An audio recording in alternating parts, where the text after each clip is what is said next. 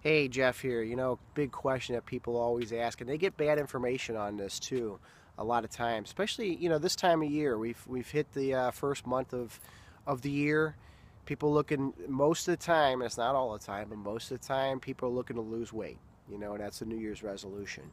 And so I hear so many times people say, "Well, I'm doing all kinds of cardio first. I'm just trying to burn calories before I lift weights." The mindset, whether it is a mindset or not, is that, muscle can turn to fat and fat can turn to muscle. So I understand what goes on in people's heads when they're thinking, well, if I have some belly fat or some fat along my body, I definitely don't want that to turn into muscle. Um, and maybe that makes sense and maybe it doesn't. But, you can't change fat into muscle and you can't change muscle into fat. It's that simple.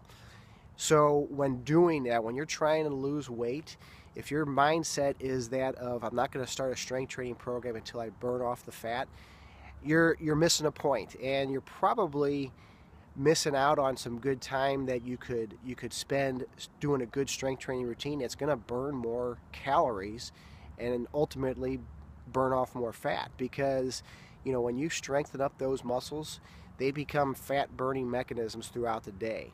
So as your muscles get stronger, your body's going to utilize more calories throughout the day because muscle just uses more calories than fat does. Especially when you're more and more active, your metabolism kicks up. That's where that big word metabolism comes into play. People talk about a fast metabolism. A lot of times just because people are active. Runners, cyclists, weightlifters have a faster metabolism because they're just burning up more calories.